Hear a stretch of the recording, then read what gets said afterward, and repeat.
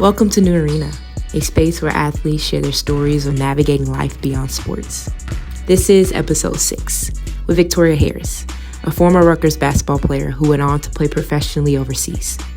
Victoria shares what athletes need to know about navigating identity, building career confidence, and realizing they're more qualified than they think.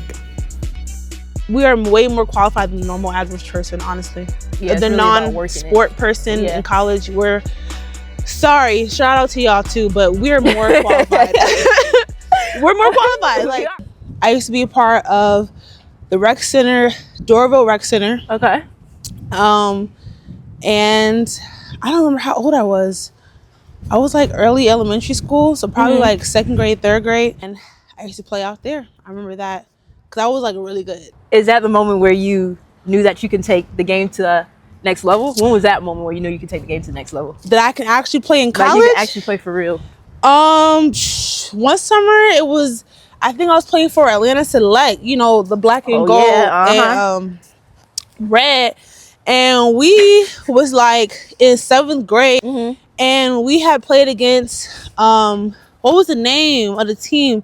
Was it Georgia Pistols? Ice? No, Georgia. Okay. It was before your time. Georgia Ice. On that team, they had Diamond Shields. Okay. They had Andrea Carter. I think Kayla Davis. You know, all the big names. And we played against them, and we stuck in the game for a really long time. And then 4th quarter came. They did what they needed to do to win the game, but we still stayed in there for a really long time. And when I realized that all these girls were going to college to play basketball, that's when I was like, Dad, like I could really do this. You can really do this? Yeah. It was hard picking a school because I liked so many schools that I visited, and I liked so many people, so many coaches that I met and came into relationships with.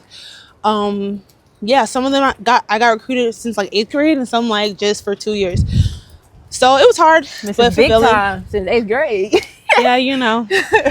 So obviously you end up choosing Rutgers. Yes. What was your college experience like? College was a interesting experience. I'll start out by saying that. Definitely had its ups and downs. Rutgers 2025, 2019, we had a few trials and tribulations. You know, shout out to my class. Overall, my college experience was really fulfilling. I grew to become the woman that I wanted, like that I know now, like bits and pieces of her. Yeah. My coach always used to say, like, you only pass this way once. Now that I'm older, I understand for sure, like through and through what she said about what she meant by that. So yeah, I had a great time in college though, you know. I had a song. What were your emotions like in your very last game? Kind of take me through that when you knew that was actually done with college basketball. Well, I knew it wasn't done because we still had the Big Ten tournament, but I was just like, take me to your very last game where I was actually crying. over. Yeah. I think I was crying because I knew that was gonna be my last year with my buddies, like girls who I went through the trenches with. Yeah. Am I getting emotional? Oh my gosh, Dom. What the heck? Yeah, my last, we were in Indiana. I'm pretty sure that's where our Big Ten game was. And that week was just filled of like so many emotions because we had some exciting games that we played. I know we went up against some really good talent, but our last game that we lost, it was like, dang. There was a lot of emotions in the room. I cried for sure. I cried easy. I'm a crybaby, so I cried that night, but that's really it because like I knew with those group of girls that those like my family now. Yeah. So it wasn't like the sadness of never seeing them again or never talking to them again. It was the sadness of like the sadness and confusion of this is over, what's next? Okay, so let's talk about the this is over, what's next. When it was like over and now you're in that like transition period. How was that for you? How was that transition period for you? Or how's it going, honestly? Because a transition period, like I think that people who know that for sure I want to go to the WNBA or I am going to the WNBA, they have a little bit easier transition because they know for sure basketball's not stopping, or they know that in their heart basketball wasn't stopping. Yeah. For me, honestly, truth be told, I was kind of like, what am I finna do in my life? Because I came to college wanting to do like athletic training. I didn't do that. I ended up graduating with a degree that I kind of was content with, but like, okay, what do I do in public health after this? So when it was coming to like graduation time or May, I'm like, okay, maybe I should like try to search for a graduate assistantship because I knew like I like the director of operations role. So that was really on my heart, like to just start that process. And then my coach was like, well, why don't you try to go to the combine? I said that right? Yeah. Combine, yeah. To go to the combine and where they're having the Final Four that year in Tampa and see if, you know, you can get picked up to go overseas. And I really wasn't like sold on it. I was like, I'm good off of basketball, kinda. And I was so indecisive on if I wanted to go or not. But, you know, sometimes people know you better than yourself. So my coach is definitely signing me up for that. Yeah. And I went, and I'm glad I did because I think I was limiting myself. And sometimes you don't know your own worth. And that was definitely one of those examples. So, yeah, going overseas to play basketball was not my plan A. Yeah. But I think when you know that continuing basketball is your plan A, it's an easier navigation after college. Now I'm still navigating life after basketball because, you know, basketball just ended like a year ago. And what was that? I'm 29. So I've been playing basketball. Played pro for like 3 years. 4 seasons. 4 seasons. Okay. I would count it 5 years because that COVID year, like I was still training in the gym. Yeah. Like consistently. Like I'm gonna get a job. Yeah, exactly. You feel me? So yeah, I would say 5 years pro. So now that I am not playing basketball anymore, now it's like, okay, it's over. What's next? And that I think is probably the hardest question that nobody really you don't really know unless you're like hell bent on I'm going to medical school or like, you know, stuff like that. So yeah, I'm really still trying to navigate that, trying to compare or, you know, discern what does Vicky want to do and what does God want Vicky to do. And I think in that, obviously, like trying to figure out what does Vicky want to do and what does God wants me to do is probably one of like the hardest things to really navigate. For sure. And like figure out, because it's like you have something that you may want to do or you're thinking about something, but then it's like, well, God maybe not really want me to do this.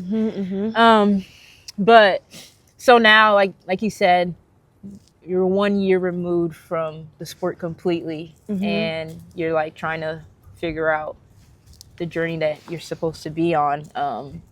What did that kind of look like?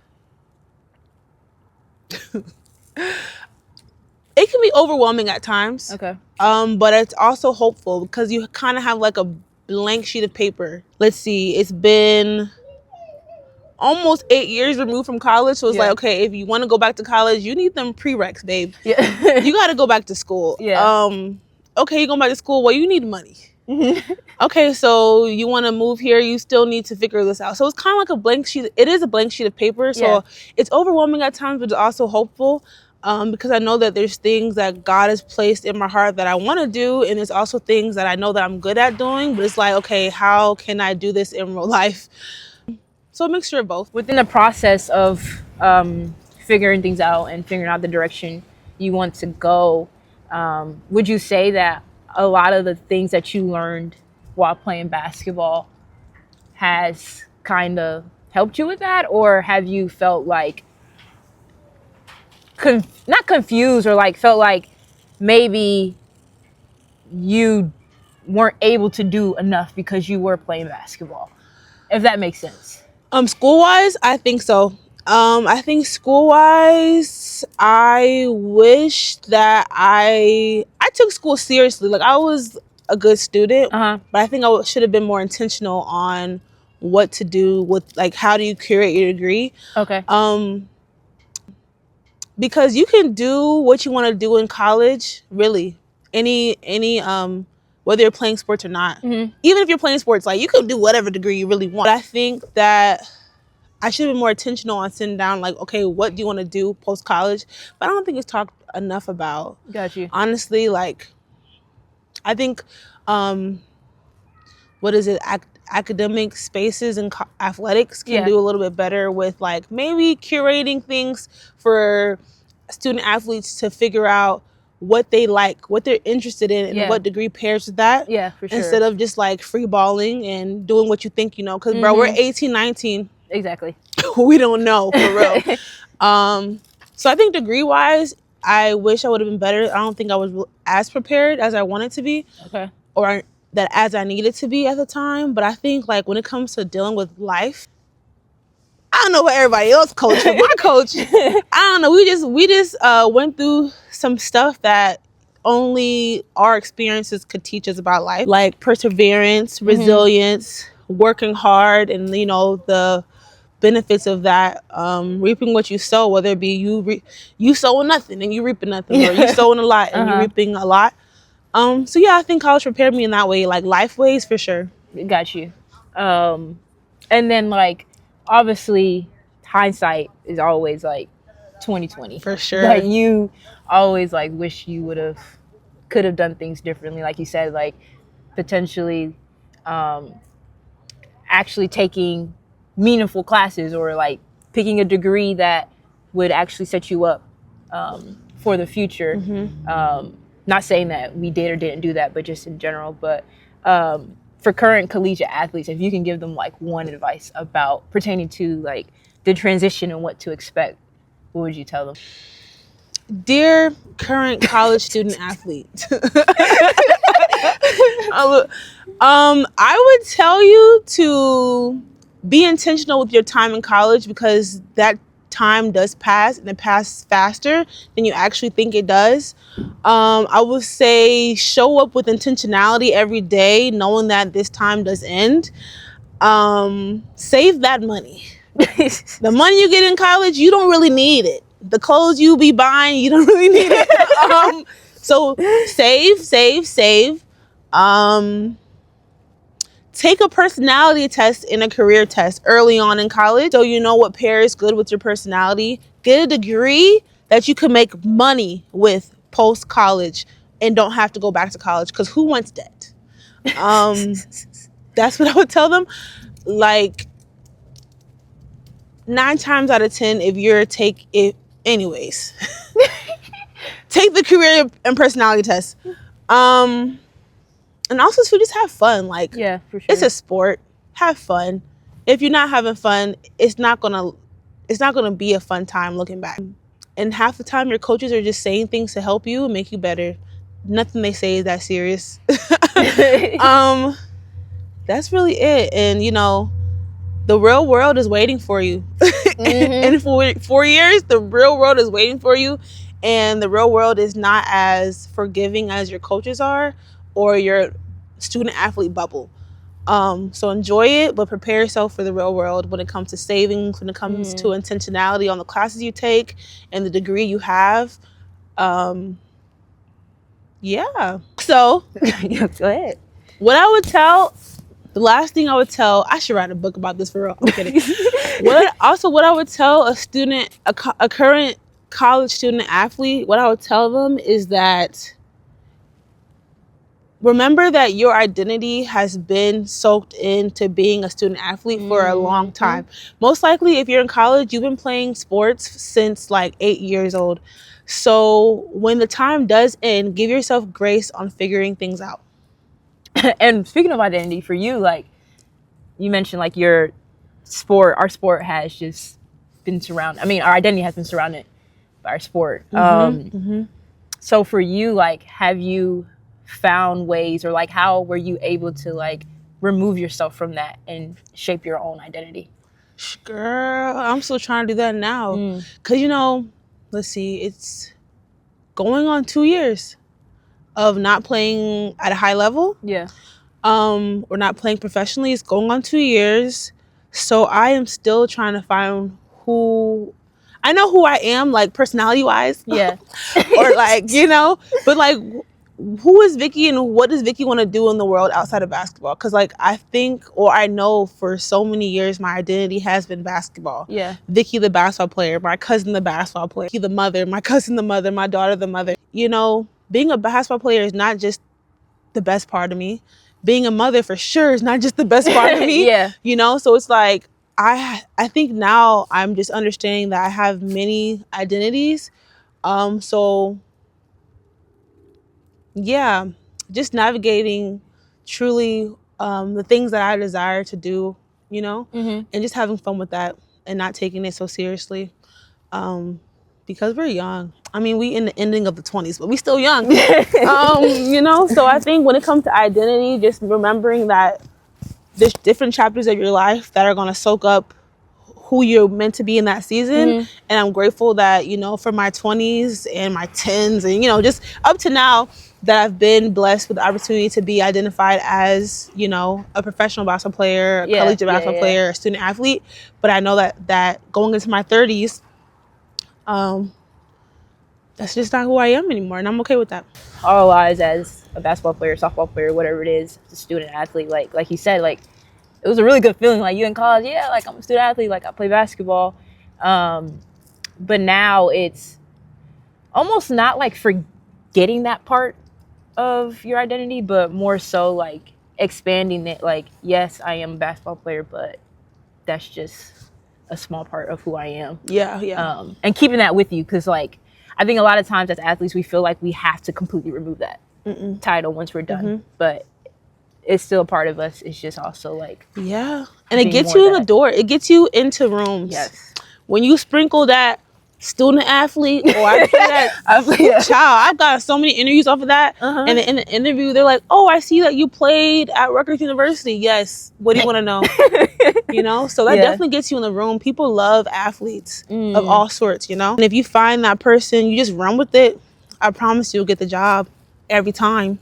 I was going to ask you about that too, so I'm glad you brought that up with your like interview process, or how like you found applying for jobs and interviewing. How has that process been for you? You know, I think that's the athlete in me. I don't know, it's competitive or just like one thing about me, I'm gonna get a bag. I'm a hustler, like, and I really don't want to attach that to me, but I know like if I need a job, I'm gonna find something to do until I can do what I want to do.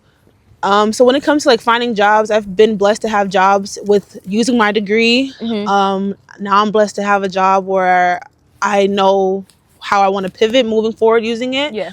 So interviews, it's really just like, I think people think too much about them. Just talk slowly, be yourself, have some personality. Like,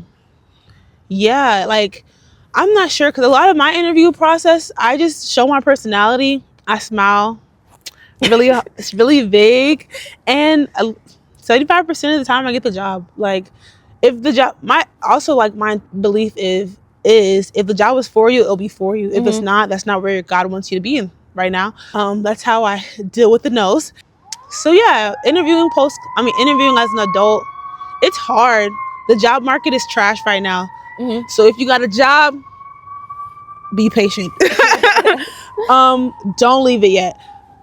But yeah, that's how I deal with interviews, I guess. I think I learned that the confidence I have on the court, it just needs to carry into the confidence that I need for interviews.